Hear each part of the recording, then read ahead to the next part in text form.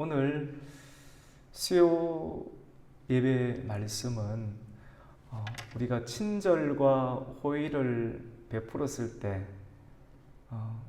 거부를 당하면 우리는 어떻게 되는가 라는 그런 말씀으로 우리가 은혜를 나눌 때 우리가 또 하나님의 은총을 또 받기를 바랍니다. 여러분, 우리는 복음을 듣고 복음의 주인이 되시는 예수님을 따라가는 삶을 또 살아갑니다. 여러분, 복음 안에는 신앙생활을 하고 예수님을 듣고 예수님의 말씀을 듣고 예수님을 따라가면 가치가 들어오지 않습니까? 예수님 안에 가치는 사랑, 자유, 또 평화, 이런 내용들을 우리가 점점 가치로 붙잡게 되는데, 이 가치를 끝까지 지켜내는 거지 않습니까? 지켜내는 것이 영적 전쟁인 부분이거든요.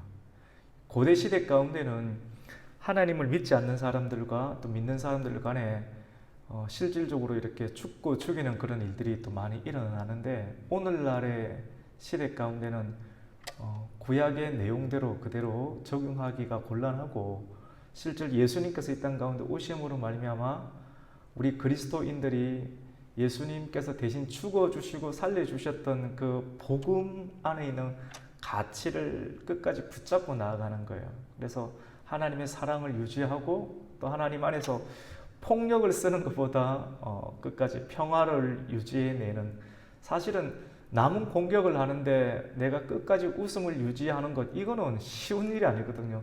가장 쉬운 것은 같이 이렇게 욕을 하거나 같이 맞상대, 당신이 내게 이렇게 하니까 나도 똑같이 그렇게 할 것이다, 이런 형태를 띠는 것이 가장 쉬운 방법입니다. 근데 신앙생활을 하는 것은 이 능력이 있는데, 성령을 받아야지만 예수님을 믿는 거지 않습니까? 성령은 능력이잖아요. 그 능력인데 인격이 있는 상태 가운데서 능력을 발휘하는 것입니다.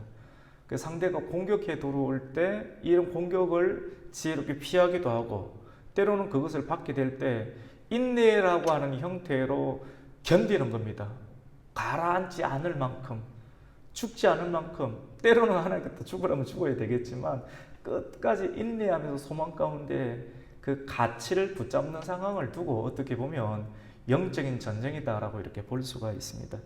우리 성도님들은 예수님을 따라가는 그런 일들 속에 영적인 전쟁 가운데서 실패하거나 넘어지거나 낙심하지 말아야 되고, 반드시 이기고 승리하는 사람이 되어야 합니다. 오늘 우리가 함께 읽었던 사무엘하 10장 말씀 가운데에는 다윗이 전쟁을 하는 장면이 나오는데, 아람 나라와 전쟁을 하는 그런 내용들을 기록을 하고 있습니다. 그래서 오늘 이 내용을 통해서 왜 전쟁이 일어나는가, 전쟁의 원인, 그리고 전쟁이 어떻게 어떠한 과정으로 또 이루어지며 그 전쟁의 결론은 어떤 형태로 드러나는가를 통해서, 이러한 역사적인 형태의 내용들을 통해서 오늘날 우리 성도들이 맞닥뜨리고 경험하게 되는 애매한 상황, 가치를 붙잡고 나아갈 때 들어오는 세상의 공격들, 이웃의 공격들, 다양한 사람들의 공격들에 대해서 우리가 어떠한 태도를 일관화할 수 있는지를 배울 수 있는 귀한 말씀이라 볼 수가 있습니다. 오늘 말씀 가운데는 싸움이 일어나는데, 왜 싸움이 일어나는가? 여러분, 지난주 수요일 말씀 기억하나요? 언약을 기억하는 사람, 언약을 기억하는 사람은 베풀 줄 아는데 뭘 베풉니까? 친절과 호의를 베풀죠. 친절과 호의. 다윗이 요나단, 사울의 아들이었던 요나단, 사울은 다윗을 죽이려고 하고, 사울의 아들이었던 요나단은 아버지의 편 들지 아니하고 하나님 편에 서고 진리의 편에 서서 다윗을 사랑하고 다윗을 위해주고 위기 가운데서 끌어안아주고 도움을 주는 그런 일들을 통해서 언약을 맺게 되었습니다. 네가 잘 되더라도 우리 집을 살려주고 내 자녀들을 근사해 달라라는 그런 언약을 맺게 되었죠. 나중에 사울의 가문이 완전히 몰락하였을 때 요나단과의 언약을 기억을 하면서, 혹시 요나단에게 자녀들이 살아남아 있지 않을까 라고 하는 생각 가운데 자녀들을 수소문하여서 찾게 되었고, 슬럼발이 다리를 저는 머비보셋을 찾아내게 되었고, 머비보셋에게 언약을 하나님과의 언약 그리고 사람과의 언약을 기억하여 친절과 호의를 베풀어 주는 사람. 그래서 언약을 기억하는 사람은, 말씀을 붙잡고 있는 사람은 베풀 줄 아는 사람입니다. 그래서 오늘날 성도들이 잘 베푸는 인생을 살아야 됩니다. 왜 베풀지 못하는가? 베풀면 없어지고 가난해진다는 계산 때문에 우리가 잘 베풀지 못하지 않습니까? 또 내가 받은 것이 없으니까 내가 굳이 줄 필요가 있겠나라는 그런 생각도 있기도 합니다. 하지만 언약을 기억하는 사람, 예수님을 따라가는 사람은 믿음으로 베풀고 소망 가운데 베풀고 사랑으로 베풀어야 할 줄로 믿습니다. 그렇게 하면 하나님이 채워주신다는 믿음으로 사는 거예요. 이 말을 듣고 믿고 해보는 겁니다. 말씀을 듣고 믿음으로, 왜 믿음이 없는가? 계속 와야 돼요. 들어야 돼요. 듣고 그 말씀을 계속해서 듣고 또 듣고 듣다 보면 믿음이 생겨서 믿음으로 생각하고 믿음으로 말하고 믿음으로 그 말씀대로 행하다 보면 진짜 하나님이 살리시는구나. 하나님이 이 상황 가운데서도, 이 코로나 위기 가운데서도 대부분의 사람들은 부정적이고 위축되고 또 움츠러들지만, 여러분 말씀 가운데 나오면 이런 상황 속에서도 자유롭게 다닌 듯한, 아니 마스크 벗고 막 다닌다는 그런 개념이 아니라 이런 압박과 공고한 상황 가운데서도 영혼이 위축되지 아니하고 계속해서 믿음으로 나아가는 일들을 경험하게 되는데, 그것이 언약을 기억하는 사람의 모습이라고 볼 수 있습니다. 그래서 하나님의 언약을 기억하는 사람은 베푸는데 무엇을 베푸는가? 친절과 호의를 이렇게 베풀게 됩니다. 여러분이 이렇게 교회에 와서 또 신앙생활을 하면서 이 말씀을 듣고, 그렇지 나도 그렇게 살아야지 하나님의 사람으로서 그 마음을 먹고 막상 얼굴에 미소를 띠고 많은 사람들 가운데 호의를 베풀면 경험하게 되는 것이 있습니다.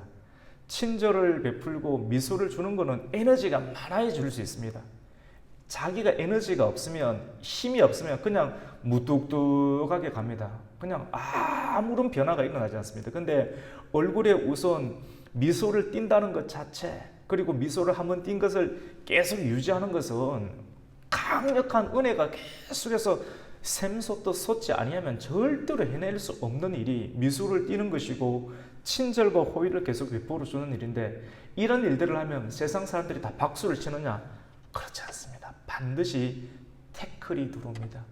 이유 없는 태클, 이해되지 아니하는 태클이 들어오게 되는데, 태클이 들어올 때 처음에는 이것이 나의 실수에 관한 문제이구나라고 여겨지면 그 실수를 치워가는 인생을 살면 됩니다. 그런데 실수를 다 치워가고 특별하게 내가 실수가 없는 상황이 되었는데도 불구하고 태클이 들어오면 이것은 영적인 문제이구나.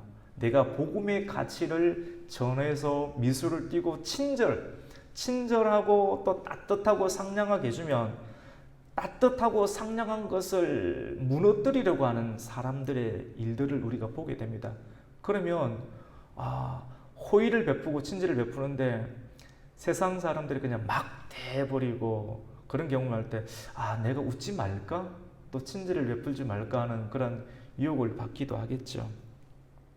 오늘 10장 말씀은, 사무엘하 10장 말씀은 지난주 사무엘하 9장 말씀과 또 연결해서 보면 성경을 기록한 하나님의 의도를 잘 파악할 수 있고 또 하나님이 그 뜻을 받을 수가 있습니다. 여러분, 다윗은 친절한 사람이었죠. 그래서 언약을 기억해서 모비보셋에게 잘 대해 주었고, 그리고 자기와 함께 식사를 평생 동안 할 수 있도록 식사의 자리 가운데 길들을 열어주었고 왕자 대접을 이렇게 해주었습니다. 다윗은 모비보셋에게도 친절을 베풀었고 내가 좋아하는 사람에게도 친절을 베풀었고, 그럼 내가 보니까 저 사람은 아니다 싶어서 저 사람은 아무래도 친절을 베풀어도 이상한 것이 올 것 같다라고 여기는 사람이 있을 수 있습니다. 이런 사람들에 관해서도 다윗은 어떻게 했을까? 친절을 베풀었다는 겁니다. 왜냐? 현재의 상황이 아니라 친절과 호의는 그리스도인의 가치, 하나님께서 기뻐하시는 사람은 내 눈에 볼 때 해봤자 안 될 거다, 돌아오는 것이 안 좋을 거다라고 생각해서 실패를 보는 인생을 산다 할지라도 그것을 해내야 되는데, 이것을 할 수 있는 원동력은 무엇인가 하면 똑같습니다. 언약을 기억합니다. 은혜를 기억하고 언약을 기억하는데, 오늘 본문의 말씀은 암몬 왕 나하스가, 마지막 암몬의 왕이었던 나하스가 죽게 되었습니다. 그래서 그의 아들이었던 하눈이라는 사람이 암몬의 왕으로 즉위하게 되었습니다. 다윗은 사울에게서 쫓김을 받았을 때, 전전긍긍하면서 쫓겨다녔을 때 이 나하스, 암몬 왕 나하스에게 은혜를 입었고 은총을 입었습니다. 그걸 기억을 하는 거예요. 때로는 우리 그리스도인들이 하나님의 성도들에게만 은혜를 입는 것이 아니라 예수를 믿지 아니하는 일반 사람들에게도 은혜를 입을 때가 있습니다. 그래서 그런 사람들에게도 은혜를 갚아야 돼요. 복음을 전하는 형태도 은혜를 갚아야 되고, 우리가 은혜를 갚을 수 있는 위치 가운데 있을 때 그의 자녀들에게도 은혜를 갚는 일들인데, 그것은 자녀와 나와는 상관이 없지만도 그 윗대 내게 어려울 때 정말 친절하게 생명을 건져주었던 그 사람과의 관계를 생각하면서 현재의 상황을 호의를 베푸는 일들이 필요한 것입니다. 그래서 왕이 즉위식을 할 때 다윗이 그 이스라엘 나라에서 암몬 나라 가운데 사절단을 보내어서 정말로 축하합니다, 나라고 이렇게 호의와 친절을 베푸는 일들이 일어났습니다. 그런데 다윗은 친절하게 대했지만도 돌아오는 것이 수치와 모욕, 오해하고 잘못된 판단을 통해서 수치와 모욕으로 다윗에게 돌아오게 되는 것을 다윗은 경험을 하였습니다. 여러분, 다윗은 왜 이렇게 잘해줬을까요? 물론 관계에 관한 문제죠. 관계가 아버지 때의 관계가 좋았기 때문에 그의 자녀에게도 잘해주는 것을 빚을 갚으려고 하는 형태도 있겠죠. 근데 이거는 예수를 믿는 사람이나 믿지 않는 사람이나 누구든지 할 수 있는 형태입니다. 근데 그리스도인들이 균일하게 계속해서 쭉 나아갈 수 있는 일관된 형태를 유지하기 위해서는 이 정도의 형태로만은 한계가 있습니다. 다윗이 이 일들을 가능하게 했던 것은 아버지 나하스와의 관계가 좋았기 때문에 하는 형태도 있겠지만, 궁극적으로 다윗은 말씀의 사람이었거든요. 말씀은 하나님의 언약입니다. 언약을 기억했던 거예요. 고통을 당했을 때 계속 말씀을 묵상하고 말씀으로 그 상황을 처리해내는 일들을 지속 일상 가운데 해냈습니다. 그래서 다윗은 신명기 2장 19절에 나오는 하나님의 말씀을 묵상하고 있었습니다. 그 말씀 가운데 보면 암몬 족속에게 가까이 가거든 그들을 괴롭게 하지 말라. 그들과 다투지도 말라. 그리고 암몬 족속의 땅은 내가 그들에게 땅을 기업으로 주었기 때문에 다윗이 누구든지 그것을 침범하지 말라. 그들의 고유한 영역을 내가 허락을 해 주었기 때문에 침범하지 말라. 사실 이 말이 어떤 의미냐면, 여러분, 암몬은 이스라엘 나라와 굉장히 친밀한 관계 가운데 있기도 하지만도 약간 이 혼혈 이방 족속입니다. 멸시받을 수 있는 것은 관계가 굉장히 껄끄러운 상황입니다. 왜냐하면 이 시초가 어떻게 되느냐면, 이스라엘 나라는 아브라함의 족속들이거든요.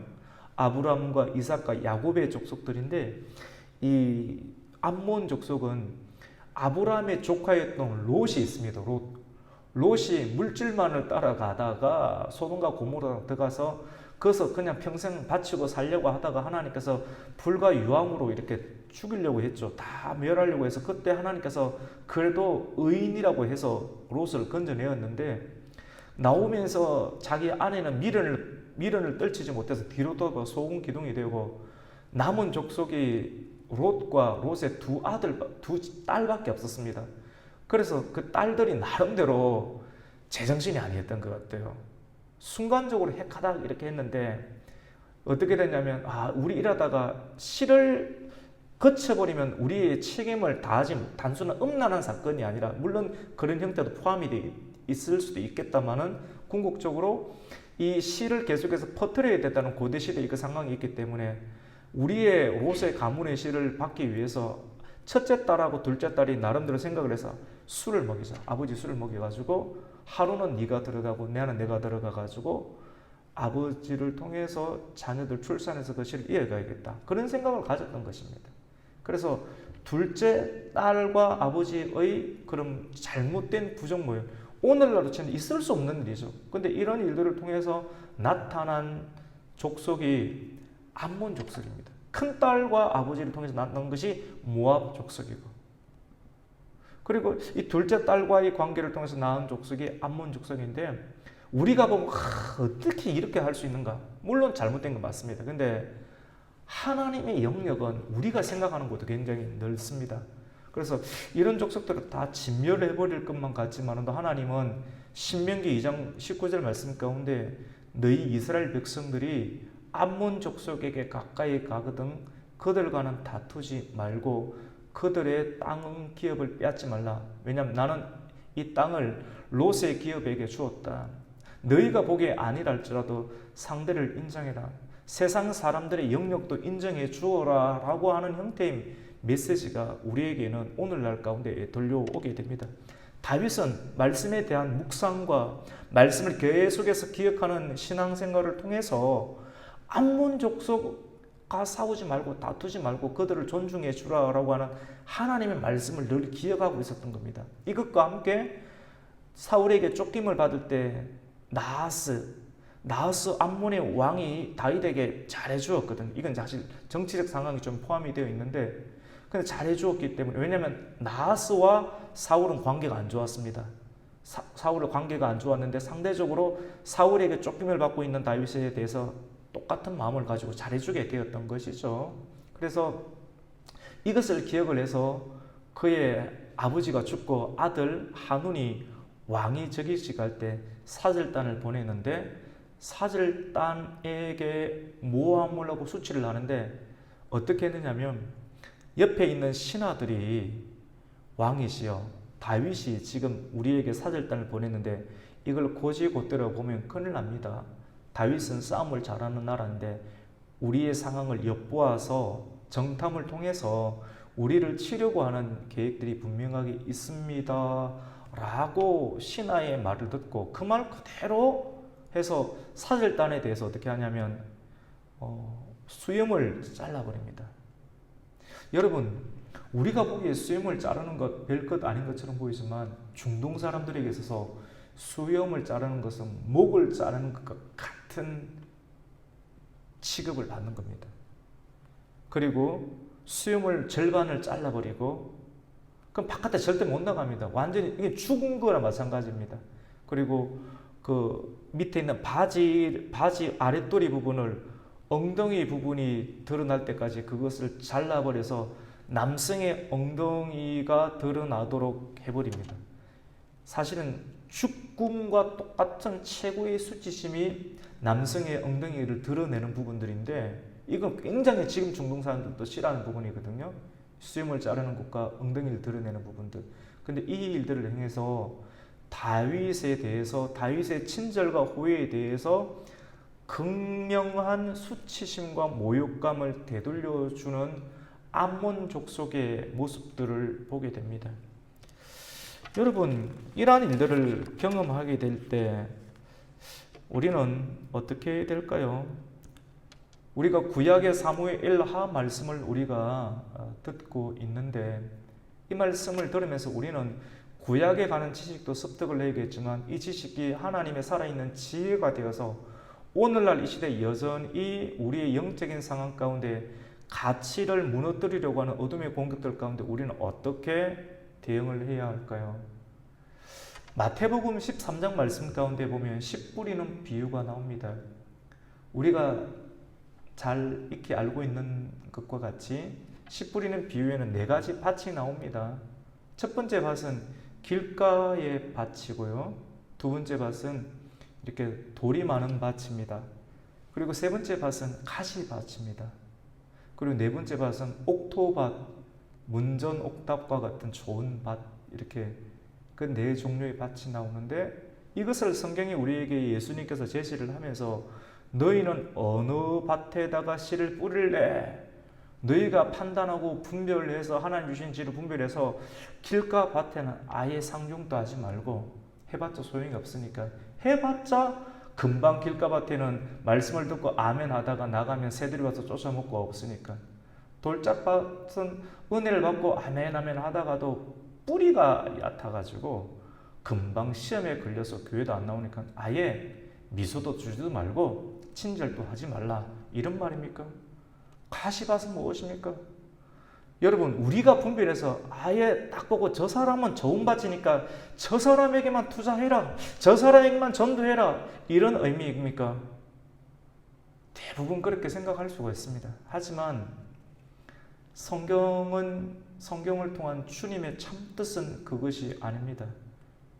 주님을 따라가는 삶은 분별력이 있고 영성이 있을 수 있고 은사가 있을 수 있겠지만 이러한 분별력을 통해서 우리가 가려서 해라 그래서 생산적인 일을 해라 이런 형태도 있겠지만도 하나님의 뜻은 예수님의 뜻은 모든 인류를 위해서 이 땅 가운데 오셨지만 사실 구원받는 형태는 제한된 창조적인 소수와 같은 칼빈은 이것을 두고 제한 속죄라고 했죠. 대략 알아들으시겠죠. 이해가 말씀 가운데. 그래서 모두에게 똑같이 예수님은 피를 흘려주셨는데 그 친절과 호의에 대해서 반응하는 사람들은 매우 소수라고 하는 것이죠.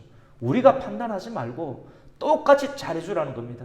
그래서 말씀을 깊이 있게 제대로 계속해서 끝까지 끊지 말고 우리가 계속해서 말씀을 듣다 보면 모비보셋과 같이 말씀을 전했을 때 친절을 베풀었을 때 호의를 했을 때 왜 내같이 성경에서는 개 같은 인생인데 내 같은 사람이 이렇게 잘해줍니까? 라고 오히려 그 복음의 가치를 알고 높여주고 종의 집 가운데 들어가는 반응을 잘하는 사람들이 있는가 반면에 오늘 본문과 같이 아람의 왕이었던 한운 참 양통머리였고 오늘날로 친다라면 네 가지가 없는 사람 아닙니까? 네 가지 이렇게 말하면 뭐 그래도 괜찮지 않습니까?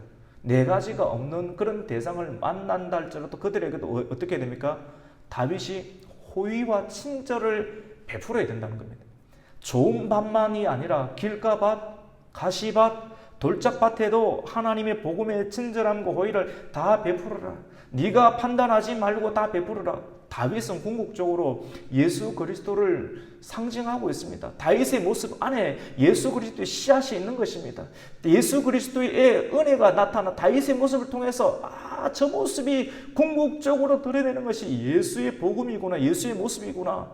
다윗은 좋은 사람, 자기에게 기호가 맞고 내 코드에 맞는 모비보셋에게만 밥상을 차려주고 잘해준 것이 아니라 삐딱하게 보이는 한운, 다윗이 바보입니까? 딱 보면 세상 말로 이게 이렇게 나올 때 저렇게 나올 것 같은 느낌이 들었지만 그럼에도 불구하고 뭐 했습니까? 친절과 호의를 베풀어서 사절단을 보내줬는데 그러면 그렇지 돌아오는 것이 무례하게 돌아오게 되었습니다.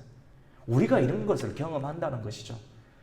그래서 성도는 항상 승승장구하는 형태, 항상 성공하는 형태가 아니라 복음을 가지고 때로는 핍박을 받고 영적인 수치와 모욕감을 받는 일도 경험을 하게 된다는 겁니다.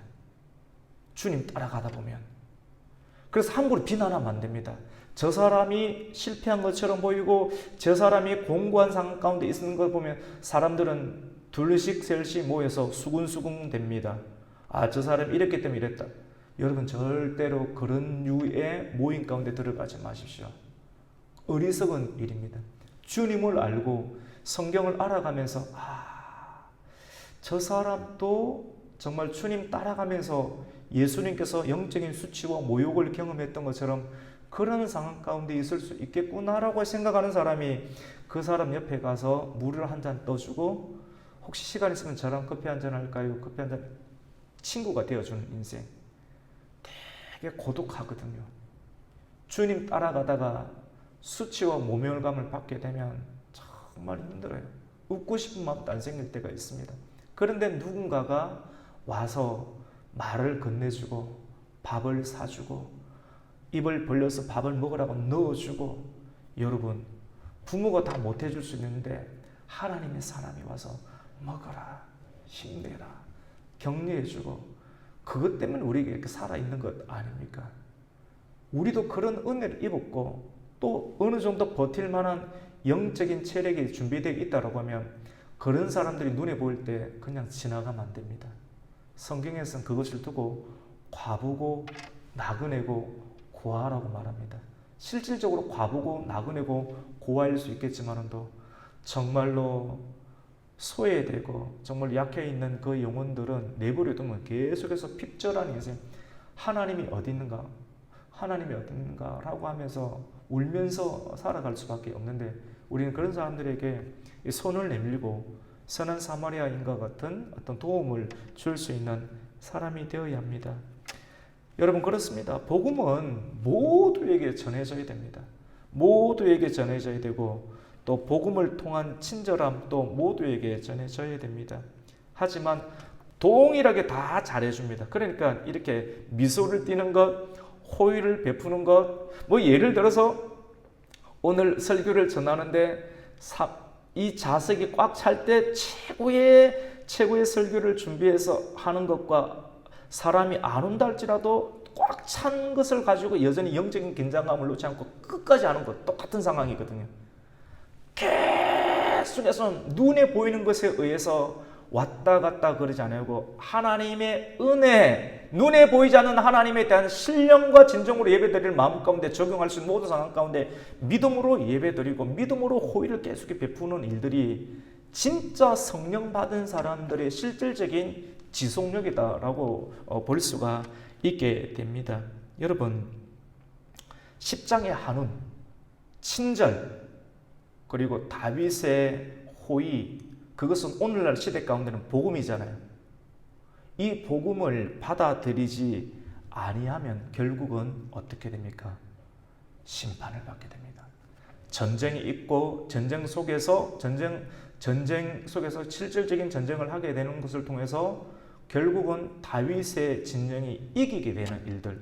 아, 전쟁에서 다윗이 이겼구나. 우리는 이 내용들을 오늘날의 시대 가운데 예수 그리스도의 가치를 붙잡고 살아가면 애매한 고통을 당하지만 끝까지 믿음을 잃지 않고 소망으로 인내하게 되면 마침내 부활의 주님께서 다시 이 땅 가운데 나타나셔서 선악간의 사람들의 행위를 심판하시는 백부자 심판주로 오신다는 걸 믿고 우리는 오늘도 가치를 전하고 믿음으로 웃고 믿음으로 살아내고 믿음으로 말씀을 전하고 믿음으로 일을 하고 믿음으로 우리가 하나님의 뜻을 준행해야 하는 줄로 믿습니다. 만만한 일이 아닙니다. 하지만 말씀을 들을 때 믿음이 생기고 그 믿음이 역사하시는 하나님의 영에 따라서 우리가 생활을 하게 될 때 이 일들은 가능한 일들로 우리에게 나타나게 됩니다. 여러분, 우리는 어쩌면 머비보셋과 같은 사람입니다.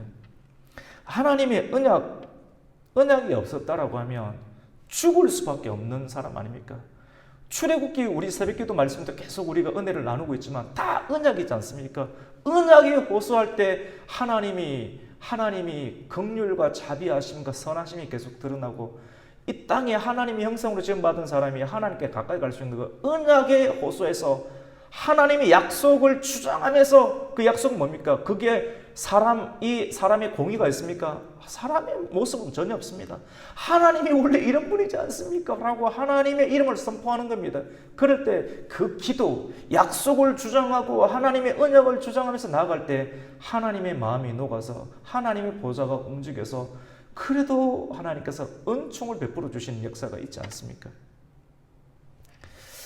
은혜를 입은 사람은 은혜를 계속해서 기억하고 겸손하게 은혜를 유지해야 합니다.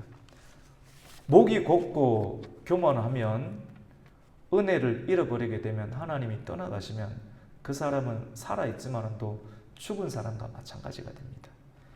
한운처럼 은혜를 받았지만 은혜를 은혜로 알지 못하고 적대하며 수치와 모욕을 주는 사람이 되어서는 안 되겠지요. 여러분, 성경 말씀을 들어가 보면 아주 세부적인 내용까지 다 들어있는데 왜 한우는 이러한 어리석은 일을 하게 되었습니까? 한운 옆에 있는 사람이 어리석은 사람들을 두었기 때문에 그렇습니다.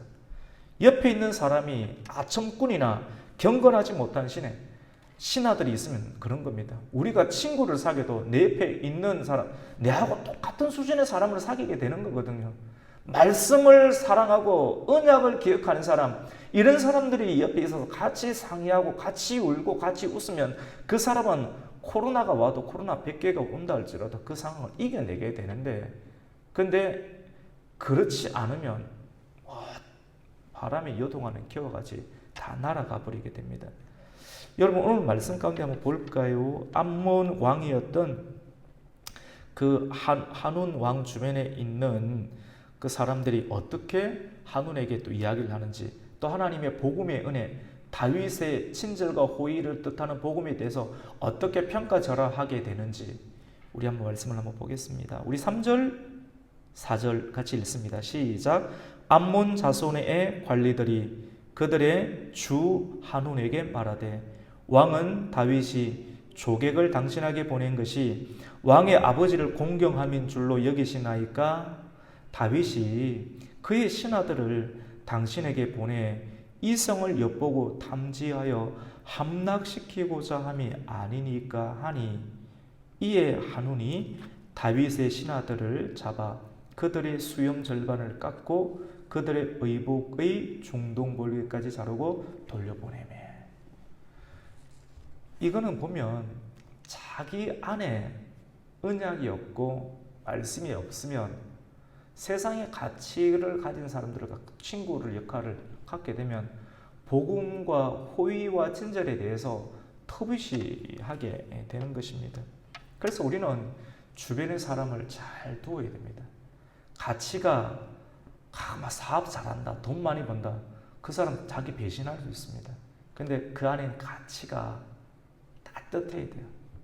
예수님의 은혜로 인해서 따뜻하고 또 안에 말씀을 사랑하는 마음이 있는 사람과 대화를 나누고 또 협력해서 일을 하면요, 멍에를 같이 질 수 있지 않습니까? 그런 사람들하고는 결혼도 그런 사람들로 하는 것이 좋고 또 사업도 그런 사람들로 하는 것이 알맞죠. 왜냐하면 전혀 보폭이 다른 사람들, 한 사람 내 스타일은 소인데 한 사람 스타일은 나기가 보폭이 다르면 멍에를 메고 사업하거나 이렇게 하면 어깨가 찢어집니다. 멍에는 유연성이 없거든요. 하나님의 복음과 사역은 진리는 타협하지 않습니다. 그래서 이런 복음에 관해서는 유연성이 없기 때문에 어깨가 찢어져요. 나는 주일날 교회 가고 싶은데 같이 사는 사람은 교회가 아니라 다른 데 가자고 하면 얼마나 힘들겠습니까? 그래서 우리가 하나님의 사명에 따라서 우리가 말씀을 따라가고 약속을 하는 것이 결혼이 최고의 약속 아닙니까? 차도 운전하는 거, 사업을 하는 거 다 약속 아닙니까? 거래 계약서 다 맺어서 하는 것 아닙니까? 그래서 이 모든 약속이 성경의 기초에서 우리가 접근해 나가면 굉장히 형통한 인생을 살아갈 수 있다고 볼 수가 있습니다. 여러분, 그렇습니다. 싸움의 결과는 하나님을 의지하는 사람이 결국은 이기게 됩니다. 사단의 전략은 어떻습니까? 오늘날도 똑같은데요, 숫자로 이렇게 대응을 하게 됩니다. 암몬이 먼저 싸움을 걸어왔잖아요. 친절과 호의를 그들이 받아들이지 아니하고 오해해서 그들 스스로 다윗 편에 있는 사람들을 수치와 모욕감을 주었고, 이것을 두고 자기들이 일을 저질러 놓고 다윗이 가만히 있지 아니할 거라고 지레 겁을 먹고 전쟁 준비를 합니다. 암몬 주변에 있는 많은 나라 아람 국가들을 연합하여서 사람들을 모이게 되는데 돈을 주고 고용을 해서 약 33,000명을 고용하게 됩니다. 숫자로 밀어붙이게 됩니다. 예나 지금이나 그리스도인들이 수를 보면서 우리는 죽었다. 모든 게 숫자 아닙니까? 숫자 앞에 우리가 고개 숙이고 숫자 앞에 우리가 엎드리는 경향인데, 진짜 성경적 가치를 따라가면 숫자에 우리가 현혹되지 말아야 됩니다. 사단이 잘 사용하는 것이 숫자입니다. 통계 숫자. 사람들이 숫자로 딱 접근해 오면 아, 저 사람이 1억짜리 사람, 1억까지 1억 또는 10억을 가치가 있는 형태로 자동차를 타고 다니고 그런 규모가 있으면 그 앞에 엎드립니다. 그냥 엎드려 버립니다. 그런데 1억이 아니라 100만 원짜리처럼 보이고 소박하면 그냥 넘어서 버리는 경향이 있습니다. 숫자. 뭐 코로나도 몇 명이 되었다. 숫자. GNP가 얼마다. 다 숫자 아닙니까? 그래서 하나님께서는 잘 들어보십시오. 다윗이 이런 하나님 나라의 숫자에 있지 않은데 숫자로 자기 하나님의 나라를 포장해 나가려고 하는 교만함, 인구조사죠. 이거를 시행했을 때 하나님은 다윗을 쳐버리고 전염병을 일으키는 것을 우리가 보게 됩니다. 숫자 앞에 현혹되지 마세요. 마귀가 쓰는 전략입니다. 하나님의 사람들은 숫자가 아니라 창조적인 소수입니다.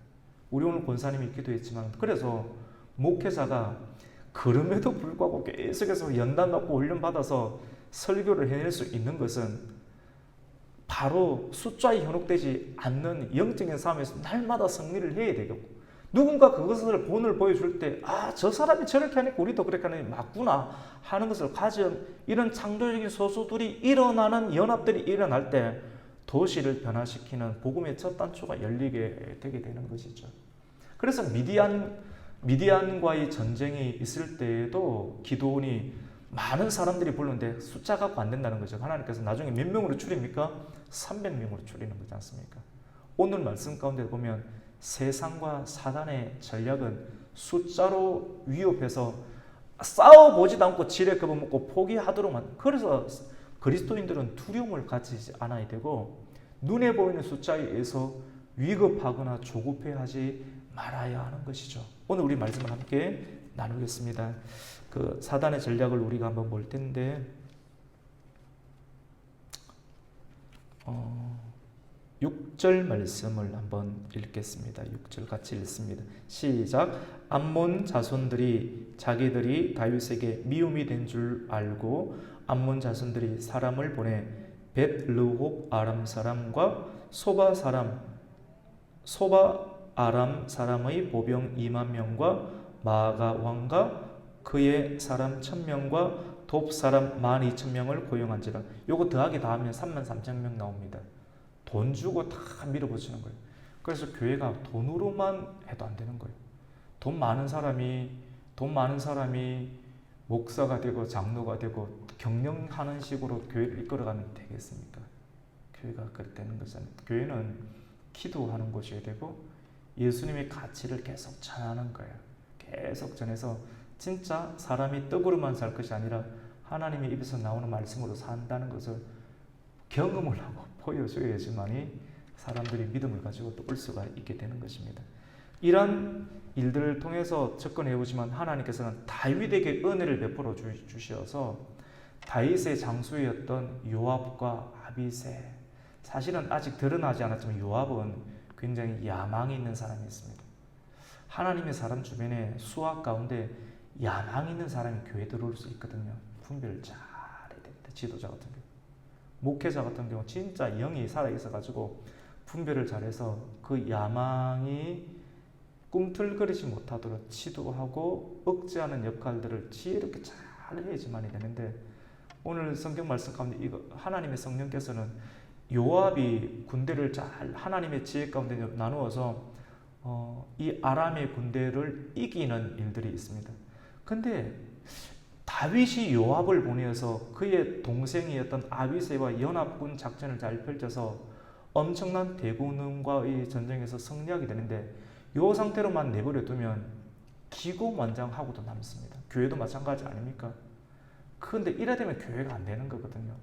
하나님께서는 이 일들을 막기 위해서 다시 이 아람 지역의 가장 강대국이었던 소바의 왕이었던 하닷에셋을 다시 일으켜가지고 다윗에게 직접 전쟁을 걸어와서 다윗이 직접 그 전쟁에 나아가서 요압이 거두었던 성과보다 더 큰 성과를 거두어서 질서를 편성하시는 하나님의 역사를 또 기록을 하고 있습니다. 우리 16절 17절 말씀 같이 한번 읽어보겠습니다. 시작. 하닷 에셀이 사람을 보내 강 건너쪽에 있는 아람 사람을 불러내매 그들이 헬람에 이르니 하닷 에셀의 군사령관 소박이 그들을 거느린지라. 17절입니다. 어떤 사람이 다윗에게 알림해 그가 온 이스라엘을 모으고 요단을 건너 헬람에 이르매 아람 사람들이 다윗을 향하여 진을 치고 더불어 싸우더니 직접 이제 다윗이 이제 싸우게 되는 장면이 나오죠. 제가 요압과의 장면은 조금 건너뛰었습니다. 우리 설교 가운데 건너뛰었고 시간 관계상 바로 다윗으로 넘어가서 이제 다윗이 실질적으로 싸우게 되는 장면인데요. 우리 18절 19절을 같이 읽습니다. 시작. 아람 사람이 이스라엘 앞에서 도망한지라. 다윗이 아람 병거 700대와 마병 4만 명을 죽이고 또 그 군사령관 소박을 치매 거기서 죽으니라. 훨씬 더 큰 드러냈죠. 그러니까 내보다 더 강한 사람이 왕이 있구나. 우리가 아무리 잘나도 예수님보다는 잘나지 않구나. 이런 걸 또 깨닫게 되지 않습니까? 야망 있는 사람들이 이거 갖고 있거든요. 근데 그걸 하나님 막아주신 거예요. 다윗은 오늘날로 치면 그리스도의 모형으로 드러나는 사람이지 않습니까? 그래서 주님보다 우리가 앞서 나갈 수도 없고 강할 수도 없죠. 이렇게 되니까 결국은 하닷 19절에 보시면 이스라엘과 화친합니다. 잘 지내자고 합니다. 우리 가곡 교회가 이웃으로 삼고 싶은 교회의 표대를 만들어놨는데 이웃이 우리 교회를 필요로 하기 위해서는 이런 과정들이 필요합니다. 핍박 속에서도 끝까지 견뎌내고 또 기적이 드러나는 겁니다. 와, 진짜 뭐가 있네. 그럴 때 교회를 함부로 대하지 아니하고 문제거리를 교회에 가지고 와서 문제를 나누고 풀어줄 때 잘 지내고 싶다라고 이렇게 이야기하는 단계가 되는 것이죠. 그래서 오늘 19절 보면 이스라엘과 화친하고 섬기니 그러므로 아람 사람들이 다윗을 두려워합니다. 두려워하고 다시는 암몬 사람들을 다윗과 교회와 척을 지었던 그 사람들을 돕지 아니하는 결과들을 나타나 있는 것이죠. 일들이 어떻게 보면 끝까지 가치를 붙잡고 복음을 붙잡고 나가는 사람에는 반드시 어떻습니까? 승리한다라고 하는 전체의 성경적인 메시지를 우리에게 전해주고 있습니다. 그래서 여러분 오늘 말씀의 제목과 같이 친절과 호의를 베풀지만 그것에 대해서 거부를 경험하게 될 때 쉽게 좌절하지 말고 또 낙심하지 마십시오. 주님께서는 복음을 전했을 때 받아들이지 않으면 먼지를 떨어버리고 다른 데 가서 계속해서 전해라. 길가 바칠 수 있는 거예요. 해보고 안 되면 그 다음 또 가고 또 전하는 거예요. 또 전화보고 또 돌짝 마시고 또 전하는 겁니다. 계속 우리가 판단하지 말고 전하고 전할 때 반드시 그 전한 곳 가운데 좋은 밭의 열매가 드러나는 일들이 나타나게 될 때 작은 것을 통해서 천을 이루시는 하나님의 역사, 이 사람을 만나게끔 하기 위해서 이렇게 복음을 전하게끔 하기 위해서 하나님의 나를 부르시고 또 일들을 하게 하시는 경험하면서 지치지 마시고 눈에 보이는 숫자, 헌금이 적게 들어오고 사람이 적게 들어오고 여러분 그것에 의해서 교회가 존립하거나 망해지지 않습니다. 그렇게 해서 문 닫는 교회는 문 닫는 것이 좋습니다. 하지만 끝까지 하나님의 말씀과 기도로 믿음으로 나아갈 때 하늘의 하나님께서 그것을 보시고 감동을 받으시고 필요한 물질 공급하시고 필요한 사람들 지금 대기하고 있는 사람 많습니다. 저는 모릅니다. 하나님 보실 때 우리가 믿음으로 쭉 기도하고 생명의 말씀을 계속해서 전하면 그 말씀을 듣기를 갈망하는 사람들이 함께 와서 말씀을 듣고 영혼의 치유를 얻고 그 은혜로 말미암아 은혜를 갚는 일들 가운데 교회의 일원이 되고 또 하나님 나라의 구성원이 되어서 도시를 복음화하는 그 일들 가운데 우리가 함께 또 사역을 하게 될 줄로 믿습니다. 코로나가 계속해서 확장돼 숫자 보면 두렵죠, 맞죠? 숫자 보면 이거 드러나는 그만큼 우리 집에 들어와서 기업을 경영하시는 분도 많이 있잖아요. 사람들이 떠날 수도 있잖아요. 숫자에 의해서 낙심하지 마십시오. 하나님의 나라는 숫자가 아닙니다. 하나님의 나라는 하나님의 말씀과 기도를 통해서 이루어지는 나라이기 때문에 이 말씀을 꼭 붙잡고 숫자를 이길 수 있는 그래서 친절과 호의를 끝까지 하나님의 가치를 전할 수 있는, 그래서 마침내 하나님의 영적인 전쟁 가운데 승리를 거두고 복음의 깃발을 저 성벽 높은 곳까지 휘날릴 수 있는 저와 여러분이 되시기를 예수님의 이름으로 축원합니다. 아멘. 하나님 감사합니다.